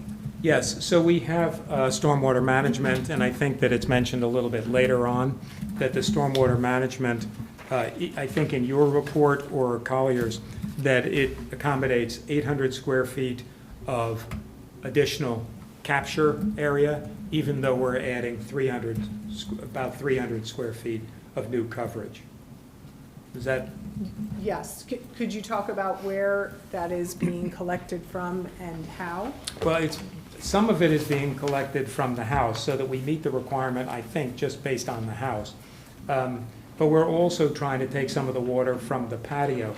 If we do that, we obviously need a filter of some kind, so that it doesn't just fill up with pollen and acorns and dirt.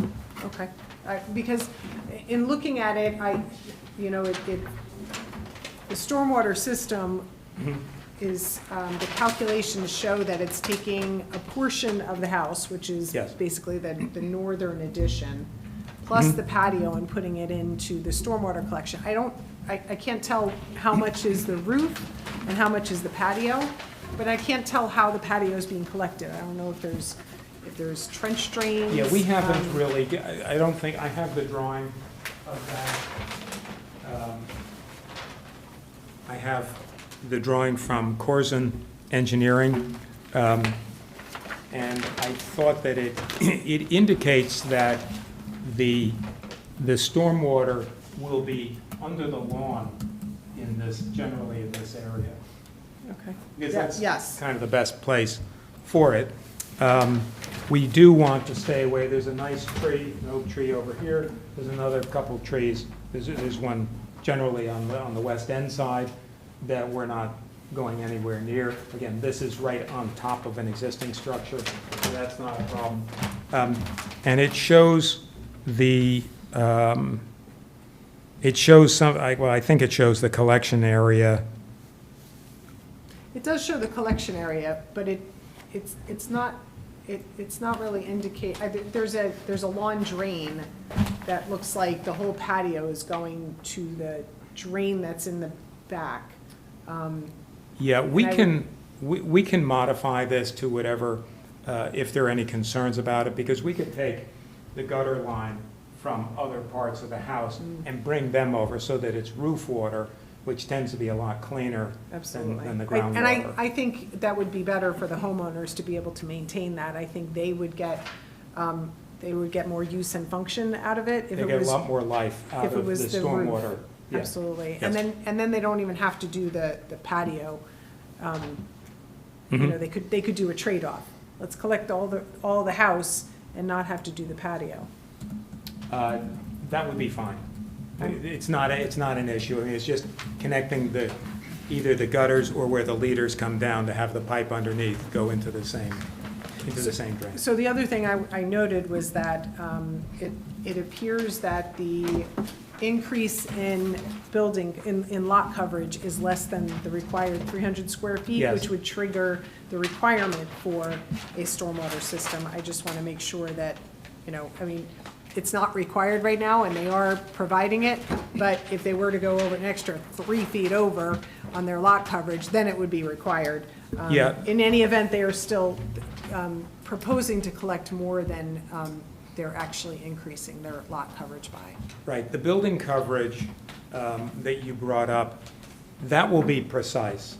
Lot coverage tends to be a little bit less precise. If somebody makes a pathway, instead of stepping stones, they make it, solid all the way. and we were at 297 square feet. And so we did the stormwater management just in case that happens. We don't want to have to get into trouble with, if we exceed some of those limits.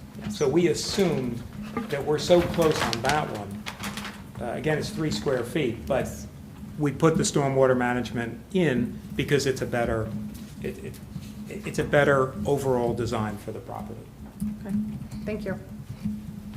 Well, it sounds like the intent is there, so let's just make sure Yes. you get the revised drawing. That's You're correct. good with the changes that they make Correct. based on the drainage or whatever. Okay, great. Thank you. And we didn't make the lot coverage bigger. We didn't do a variety of other things, widen the driveway or make the patio even bigger. We aimed for what we thought was appropriate.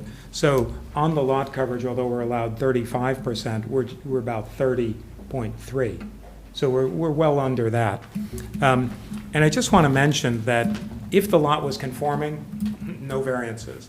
If this lot was in the R6 zone, for which it's more appropriately sized, also no variances. We would be compliant on the floor area ratio, on all of these various other things.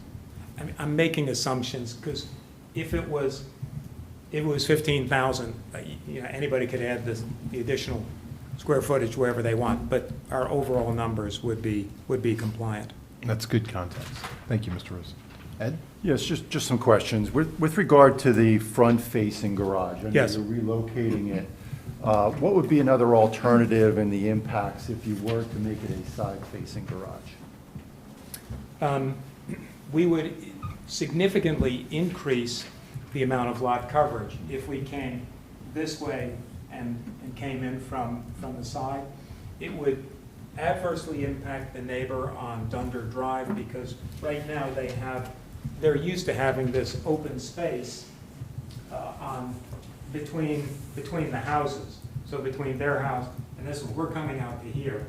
And we felt that it would be much more desirable to leave that as lawn and maintain some of the other plantings there. So we probably could have done some of that. We would have lost the patio. We would have been getting close to the limit on lot coverage. We probably could have done it, but it's a much better situation just to come straight in. And many of the other houses in this immediate neighborhood, there are a lot of front-facing garages. And we kept it at one garage because, as I mentioned, we just didn't want to keep adding and making the house bigger, especially for storage, for a car. Okay. And that would be similar, you would have an impact on the usability of the property from the standpoint of where in fact is the usable yard Yes. of the property. Yeah. And that's why you're placing the patio where Right. you're placing it. Absolutely. So On corner lots, usually more than, well, it depends on the size of the lot and so on, but about half of the lot is given over to the public side. There isn't a backyard. And so the space that we have over here that's between the houses, we want to preserve that. That's part of the streetscape. It's part of the way that the neighborhood feels. Can I ask about the location of the generator? Why at that location being so close to the property? Is there a reason relative to the utility room and things of that nature in the building? We probably could move it a little bit closer. We could probably move it down in here. It has to be 5 feet from the property line. So the back of the air conditioner is,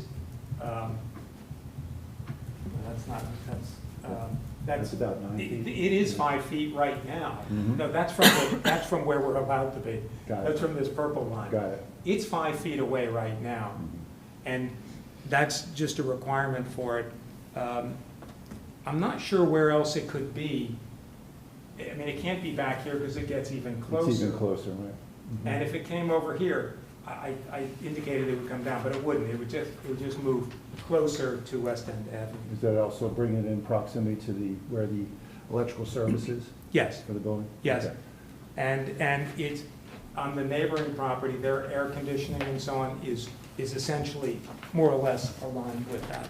And the exercising of that generator will be done during daylight hours? in conformance with regulations? Yeah, of You know course. what I mean by that? Yeah. The running of the generator Right. for practice. If it runs for 20 minutes a week, it would be at a time when the sound would be drowned out by leaf blowers. Very good. Oh, it's the blackout. Tree removal, Well, there was something John Linson mentioned, that a dogwood tree in the front of the house, this one, he mentioned that that was going to be removed. Is it? It's, That other tree? Over yeah. here? That- Oh, that's that the one, sorry. dogwood. Because this was, That's the dogwood, that's Yeah. not a dogwood, and that's the one that would be removed. okay. If that was removed, it's just because of the health of the tree, which is failing. Okay, so trees, I didn't think that this one actually counted as an official tree in Summit because it's not big enough. it's a small tree. Yeah, Mhm. it is biologically a tree, but it's not by zoning. Okay. And we are planning to plant a lot more, not just in what you see here, but extending farther between the two houses.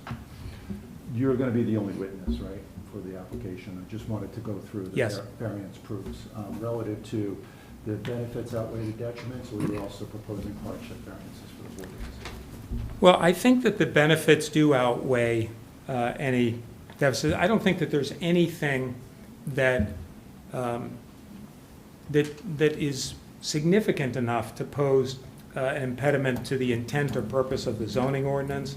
I don't think it really changes the streetscape. We're trying to maintain this house. We're adding, as I've said, on top of an existing structure. If this was bigger, we would probably make the addition a little bigger, but it is what it is, and that's what we're going for. And on this side, it's a mudroom, and we moved the garage over, and the garage is now capable of fitting a car because a previous owner built into that garage so that a car can't get in there. But we're not adding a family room and various other things that would normally be a part of a house in the R15 zone, because there really isn't the room for it here. Okay, and then the air conditioner would not need a variance from the standpoint. So it would be just a total of 9, according to our memo, variances. Thank you. No further questions. Thank you, Ed. All right. Board, what questions do you have for this witness? I have a question. Allison? The patio. Yes. How are you getting from the house to the patio? It looks like it's from the garage? Or is there going to Yeah. be like a path from the back of the house? We have, we discussed this quite a bit. Basically, you're going to come outside from the mudroom and come around to the patio. We have a door that's in the, on V3, it shows that you can come from the kitchen, there's a pocket door into the mudroom, down a door into the garage. If there's a car there, it's difficult because you have to get around it. We did put a door on this side so that the patio could go into the garage. You can get there from the garage, but the assumption is if you're using the patio, it's a nice day. And so our assumption is you'd come outside, come across, and come to it this way. Thank you. So 9 variances in total. If you were to do anything to this property, you'd need a minimum of how many variances? Well, if we did an internal renovation, we would need none. But to add on to anywhere on this house, with, well, essentially anywhere, with the exception of a sliver on the side of the garage, everything requires a variance. And sometimes there are houses where we try to do the best we can. We got rid of a whole bunch of things. There are probably, I don't know how they would be calculated exactly, but there's a little patio, another little patio, a stair, a landing, various other things that we eliminated, this little playhouse, on the side toward the neighbor.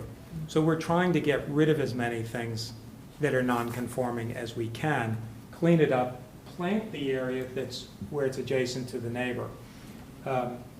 But it's a tough site. Any property that is half the size that it's supposed to be by the zone, it's tough to do. But that's why I mentioned that if it was in the R6 zone, all of these could be compliant. What, I thought the generator is 10 feet, not 5 feet, is the requirement? I think that there are a couple of requirements, and I didn't look this up, but I think it may be minimum 5 feet from the house and minimum 10 feet from the property line. Okay, yep. And from any openings too, I think. Isn't like 5 feet from like windows or doors? Yes, and that's why we're 5 feet from the house, just in general, yes. What other questions? Rick?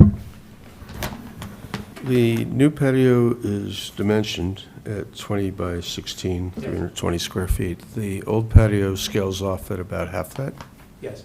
and is labeled as pavers.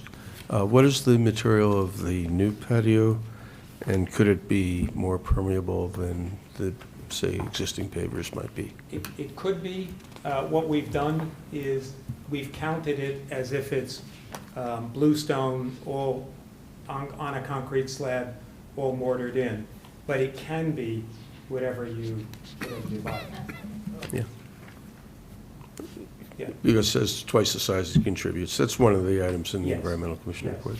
Just Yeah, think about that's, that. I mean, it's an excellent point because, but the patio, there, we wanted to be able to have social space that's not just in the house because the house has a lot of constraints as to how much space we can get. And so we wanted to have a nice patio and make sure that we kept it far enough away from the adjacent neighbors. It's in the back Yeah, corner, understood. that Yeah. kind of. No, it's well done. I was just thinking about hydrology and the comments made course. previously. Yeah. Thank you. Thank you, Mr. Bell. Don? Yeah, I just have, I'm struggling with two things. One is the generator, but we've kind of beat that to death, but, so I originally thought you said you were gonna do away with the generator, or did I mishear you? I don't think I said that, but Jesse, why don't you address this? Yeah, I mean, we're in a neighborhood that has frequent power outages. If it's a deal breaker, I mean, we've survived without it to this date, but, I mean, that general area has frequent blackouts, so this I was just. don't wanna say it's a deal breaker, I'm just. And it's going to be screened, correct? It would be green screen, yeah. Yeah, like- I'm more concerned about, even though your neighbor's here that lives there, I'm more concerned about the noise. I mean, I hear generators in my neighborhood, and they're pretty far from my house. I can't put a generator, and this has nothing to do with your case. I can't put a generator on my property, 'cause I don't have the room. Without a variance. Right. They're nice So- people here. Well, I can't go for it now, but I also can't pave my driveway, but that's a different story. But I'm just concerned about the location of that. I've noticed there's a couple of houses in town that have the generator farther away from the house, kind of in a remote area. I know it's more expensive to run the wire and the gas and all that kind of stuff. Something to think about. But wouldn't that drive the generator closer to another neighbor? It would depend on where it is, you know, and Well, it's not going in the front yard. that's, so- well, that's the problem. Yeah. I We mean- do have, we have this issue with the generator. As Jesse said, we discussed this a number of times. The generator is a really nice to have. Of course. You know, so that the house can continue to function for an extended period of time when the power does go out. But if it came down to it, if it was a deal breaker, we give up the generator rather than everything else that's going on that we want to achieve with the house. Yeah, I mean, I don't want to say it's a deal breaker, I'm just struggling with the location. I don't know where to put it, that's the problem. And then, let's jump to the next thing, is the office and then bedroom. Yes. On the new addition. What was the thought process around that design? So the thought process really is that they have 2 children. One is in a tiny bedroom.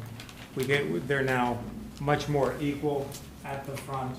And then we have another area, another room. It's a little bit irregular, but it can be used for an office, it can be used for homework, it could be used for a guest. So it's sort of a multi-purpose room in that sense. And we showed it this way because there are sort of sort of two rectangles, and they're not quite aligned, they're a little bit off. So if it's used as a bedroom, then there's enough room for the bed area, we could have a dresser. But it also allows for just another space where the kids can do homework, where they can work during the day or in the evening. So that we're trying to, instead of having a room designated for each thing, we're trying to double up on that one. Thank you. Anyone else? Thanks. No? Seeing none. Any questions from the audience? Seeing none? All right. Yeah, we can open up to public comment. Yes. And I will swear in if you could raise your right hand. Do you swear affirm the testimony you're about to give in this matter is the truth, the whole truth, nothing but the truth? I do. And please state your name, spell your last name. Andrea Stein, Stein. Thank you. Go ahead. So I'm just here in support of our next-door neighbors. We are the house immediately adjacent on 100 West End. And they and David Rosen invited us over, as David said, to walk through and understand exactly how things were set up. And it seems like an extremely sensible way for them to get a little more living space, given the restrictions of the property. And if anything, it seems that there would be less sort of impeding from theirs to ours, because the grill, I mean, I have no problem with the fact that the grill is there and I see Jesse grilling, but that won't even be there anymore. I mean, it basically actually in a certain way moves them farther away.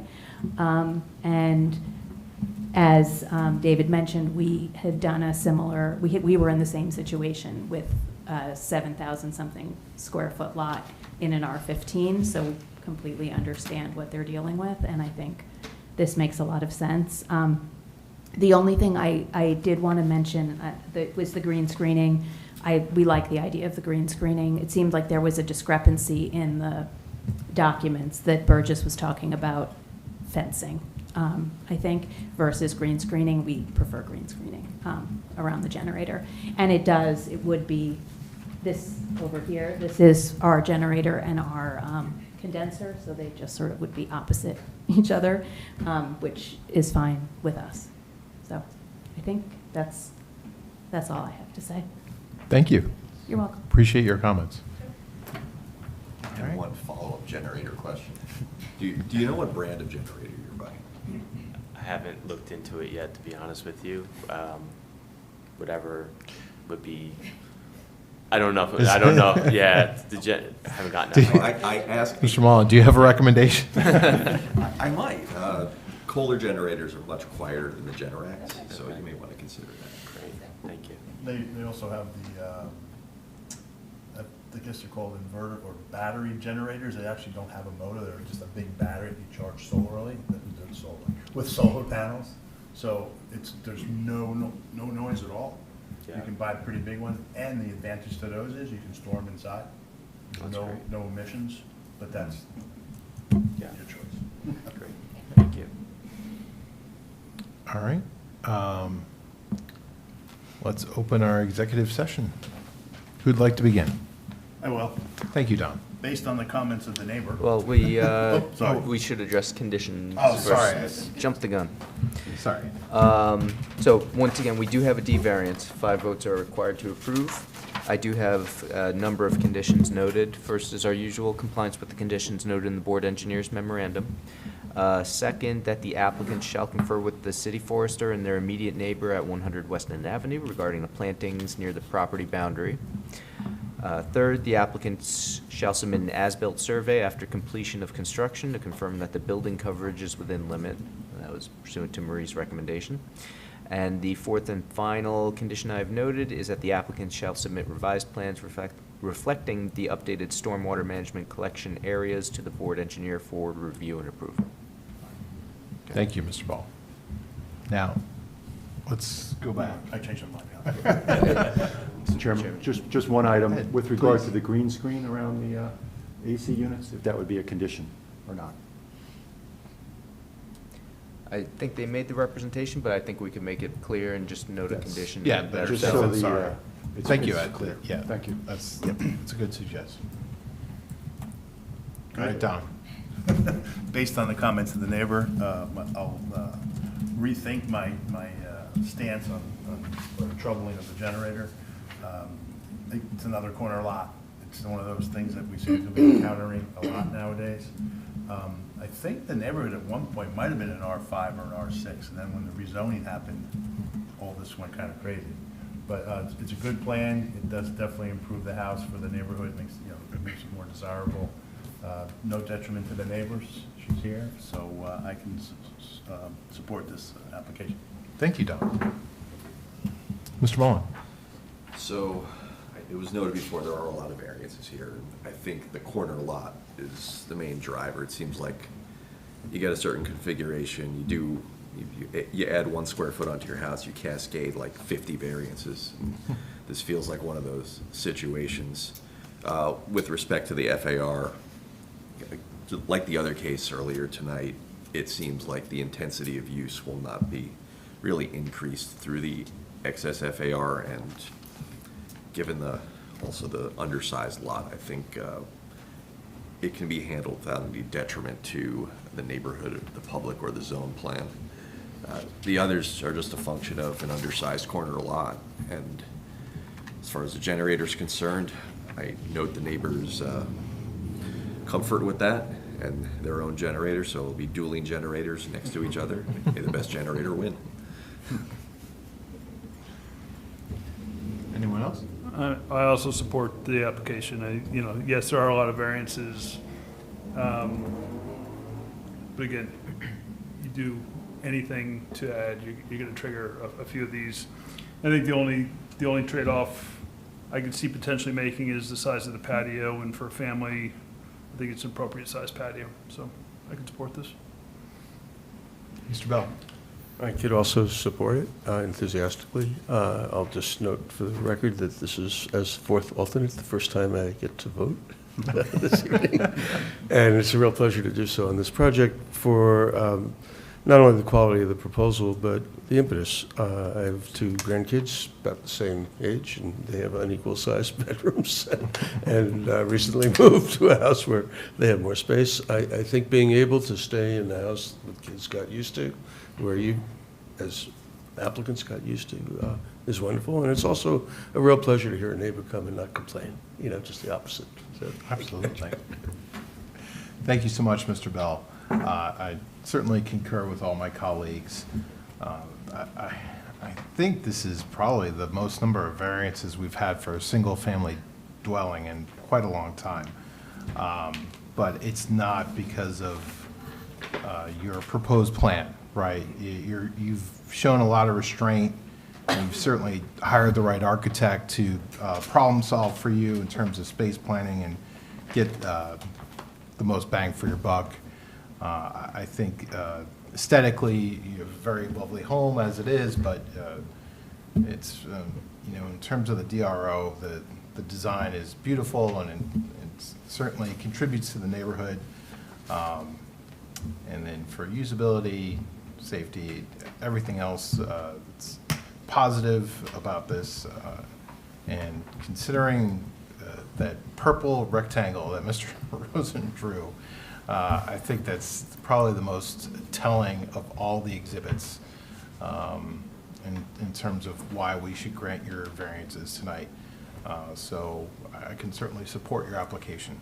And with that, Ms. Hands. Oh, wait, can I get a motion to approve? So moved. And a second. Second. Thank you, Mr. Bell. Ms. Mr. Sands. Mullen? Yes. Mr. Nelson? Yes. Mr. Curran? Yes. Ms. Chifo? Yes. Mr. Chanchuli? Yes. Mr. Bell? Yes. Chairman Liketz? Yes. Thank you, board members. Thank you. Good luck. All right. Yes, please. Thank you so much.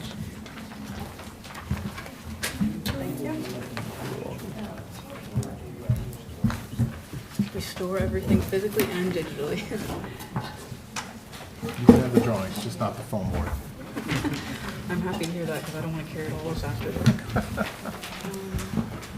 All I right. need to say anything about this resolution? Yeah, we need to address the other resolution first.